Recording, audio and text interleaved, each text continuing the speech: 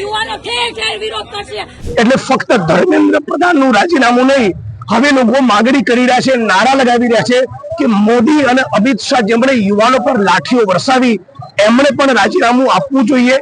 આજ દિન સુધી ગુજરાતનો યુવાન છે એ સૂતો હતો, પરંતુ હવે ગુજરાતનો યુવાન જાગી ગયો છે અને ગુજરાતની અંદર પણ 34 કરતા પણ વધારે પેપર લીક થયા છે।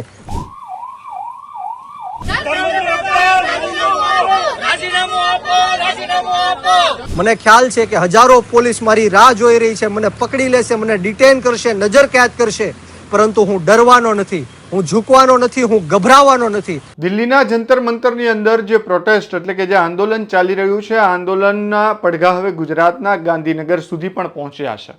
આજે ગાંધીનગરમાં સત્યાગ્રહ છાવણી ખાતે જે કોકરોચ જનતા પાર્ટી ગુજરાત છે તેમના દ્વારા એલાન કરવામાં આવ્યું હતું કે આજથી તેઓ ધરણા ઉપર ત્યાં બેસવાના છે, ઉપવાસ આંદોલન શરૂ કરવાના છે।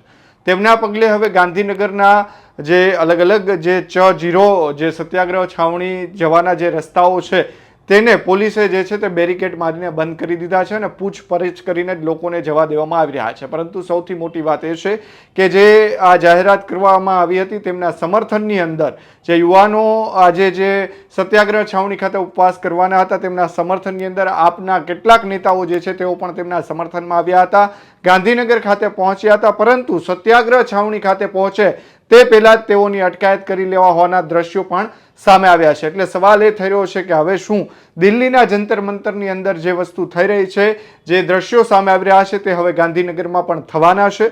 કારણ કે આપ જોયું થોડા દિવસ પહેલા રાજકોટની અંદર પણ, અમદાવાદની અંદર પણ આ પ્રોટેસ્ટ જોવા મળ્યું હતું। સોનમ વાંગચુક અને જે કોકરોચ જનતા પાર્ટીની જે સમર્થન થઈ રહ્યો છે તેમાં અલગ અલગ જગ્યાએ લોકો સમર્થન કરી રહ્યા છે, દેશના અલગ અલગ ભાગોમાં તે સમર્થન કરી રહ્યા છે। એટલે હવે સત્યાગ્રહ છાવણી ખાતે અત્યારે આખું ગાંધીનગર આમ તો પોલીસ છાવણીની અંદર ફેરવાઈ ચૂક્યું છે। Ch0 જે રોડ છે ત્યાં બેરિકેડ લગાવી દેવામાં આવ્યા છે, કોઈ પણ વ્યક્તિઓ ત્યાંથી જઈ રહ્યા છે તો તેમને પૂછપરછ કરવામાં આવી રહી છે પોલીસ દ્વારા। સૌથી મહત્વની વાત એ છે કે સત્યાગ્રહ છાવણી સુધી પહોંચવા દેવામાં આવતા નથી। બ્રિજરાજ સોલંકી છે તેમણે પણ પોતાના સોશિયલ મીડિયા ઉપર જાહેરાત કરી હતી કે તેઓ પણ ત્યાં જશે। જિગ્નેશ મેવાણી કોંગ્રેસના જે નેતા છે, ધારાસભ્ય છે, તેઓ પણ ગઈકાલે ત્યાં પહોંચ્યા હતા। ગઈકાલે 500 થી 600 વિદ્યાર્થીઓ જે છે તેમણે પણ એક રેલી યોજી હતી અને જિગ્નેશ મેવાણીએ તેમને સમર્થન આપ્યું હતું। પરંતુ આજથી જે આંદોલન શરૂ થવાનું હતું તેમના જે ઘેરા જે કહેવાય પડઘા જે છે તે પડી રહ્યા છે, કારણ કે પોલીસ જે છે તેમના દ્વારા ગાંધીનગરનો જે સત્યાગ્રહ છાવણી બાજુનો જે વિસ્તાર છે તેમને કોર્ડન કરી લેવામાં આવ્યો છે। પોલીસ જે છે તે છાવણીની અંદર આખું અત્યારે સત્યાગ્રહ છાવણીનો આજુબાજુનો વિસ્તાર છે તે પોલીસ છાવણીની અંદર ફેરવાઈ ચૂક્યો છે। પાયલ સાકરિયા જે સુરતના આમ આદમી પાર્ટીના પૂર્વ કોર્પોરેટર છે તેમની અત્યારે અટકાયત કરી લેવામાં આવી છે। તેમણે પણ પોલીસ ઉપર આકરા પ્રહારો કર્યા હતા, સરકાર પર આકરા પ્રહારો કર્યા હતા। બ્રિજરાજ સોલંકીએ શું ચેતવણી આપી પહેલા એ સાંભળીએ। ઇન્કલાબ જિંદાબાદ સાથી મિત્રો, હું બ્રિજરાજ સોલંકી। મિત્રો, આજે ગાંધીનગર સત્યાગ્રહ છાવણી મુકામે ગુજરાત કોકરોચ આંદોલનની અમે શરૂઆત કરવા જઈ રહ્યા છીએ, પરંતુ વાત એ છે કે આ ભારતીય જનતા પાર્ટીના કહેવાથી, હર્ષ સંઘવીના કહેવાથી આખાએ ગાંધીનગરની પોલીસ અને આખાએ અમદાવાદની પોલીસ અમને શોધવા માટે, અમને પકડવા માટે રાત દિવસ મહેનત કરી રહી છે। ગઈકાલે રાતે ગાંધીનગરનું એક એક ઘર ખૂંદી માર્યું, પરંતુ અમે હાથમાં નથી આવ્યા। આ લડાઈ દેશના યુવાનોને બચાવવાની લડાઈ છે। આ લડાઈ દેશમાં જે કથળી રહેલી શિક્ષણ વ્યવસ્થાને બચાવવાની લડાઈ છે। જે રીતના જંતર મંતર ખાતે, દિલ્હી ખાતે હજારો લાખો નિર્દોષ નિહત્થા યુવાનોને અમિત શાહ અને નરેન્દ્ર મોદીના કહેવાથી લોહી લુહાણ કરી નાખવામાં આવ્યા, લાઠી ચાર્જ કરવામાં આવ્યો, ટીયર ગેસો છોડવામાં આવ્યા, 12 વર્ષની દીકરીઓના કપડાં ફાડવામાં આવ્યા, આંખ ફોડવામાં આવી। આ લડાઈ એમને ન્યાય અપાવવાની લડાઈ છે। આ લડાઈ નીટનો પેપર જે લીક થયો અને 22 નિર્દોષ હિન્દુ વિદ્યાર્થીઓએ જે આત્મહત્યા કરી એમને ન્યાય અપાવવાની લડાઈ છે। આ લડાઈ શિક્ષણ પ્રધાન એવા ધર્મેન્દ્ર પ્રધાનના રાજીનામાની લડાઈ છે। આ લડાઈ ઊભી રહેવાની નથી। હું ગુજરાતની પોલીસને કહેવા માંગુ છું, ભારતીય જનતા પાર્ટી ગુજરાતની સરકારને કહેવા માંગુ છું કે અમને તમે જેલમાં લઈ જશો તો પણ અમે જેલમાં ઉપવાસ આંદોલન કરશું, તમે અમને જેલમાં લઈ જશો તો પણ આ આંદોલન ઊભું નથી રહેવાનું। આજ દિન સુધી ગુજરાતનો યુવાન છે એ સૂતો હતો, પરંતુ હવે ગુજરાતનો યુવાન જાગી ગયો છે અને ગુજરાતની અંદર પણ 34 કરતા પણ વધારે પેપર લીક થયા છે। પરંતુ હું ગુજરાતની જનતાને પૂછવા માંગુ છું કે કોને આ લોકોએ પકડ્યા, કોને સજા આપી? જો આજે આ ગુજરાતનો યુવાન નહીં જાગે તો આવનારા દિવસોમાં આ જ રીતના પેપરો લીક થતા રહેશે અને આપણા બાળકોનું ભવિષ્ય અંધકારમય બનતું રહેશે. ત્યારે હું ગુજરાતના યુવાનોને હાકલ કરું છું, આહવાન કરું છું કે અત્યારે હું સત્યાગ્રહ છાવણી ખાતે જાઉં છું. મને ખ્યાલ છે કે હજારો પોલીસ મારી રાહ જોઈ રહી છે, મને પકડી લેશે, મને ડિટેન કરશે, નજર કેદ કરશે, પરંતુ હું ડરવાનો નથી, હું ઝૂકવાનો નથી, હું ગભરાવાનો નથી. આ લડાઈ મારી લડાઈ નથી, આ લડાઈ કોઈ પાર્ટીની લડાઈ નથી, આ લડાઈ ગુજરાતના લાખો યુવાનોની લડાઈ છે. અને આજે જો ગુજરાતનો યુવાન ઘરે બેસી રહેશે તો આવનારા દિવસોમાં આ જ રીતના ગુજરાતના યુવાનો ઉપર અન્યાય અને અત્યાચાર થશે.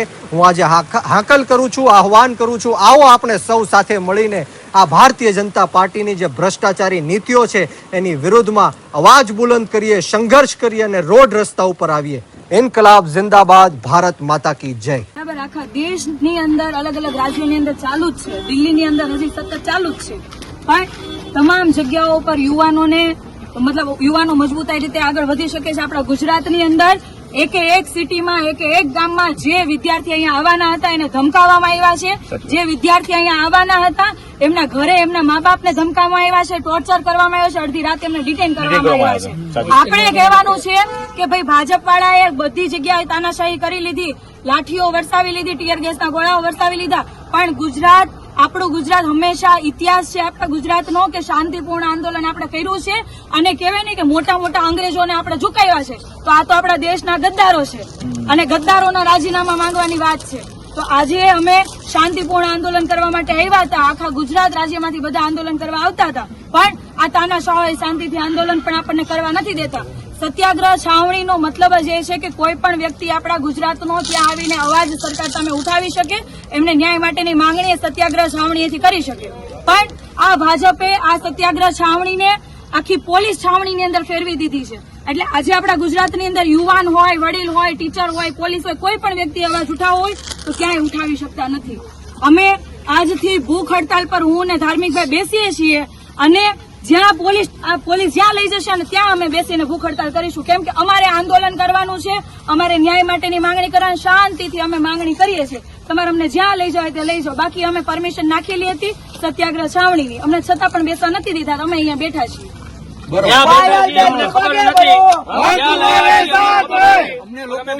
અત્યારે ક્યાં લઈ આવ્યા છે કોઈ જાણકારી નથી. આ ગાંધીનું ગુજરાત છે, આ આંદોલનકારી લોકોનું ગુજરાત છે.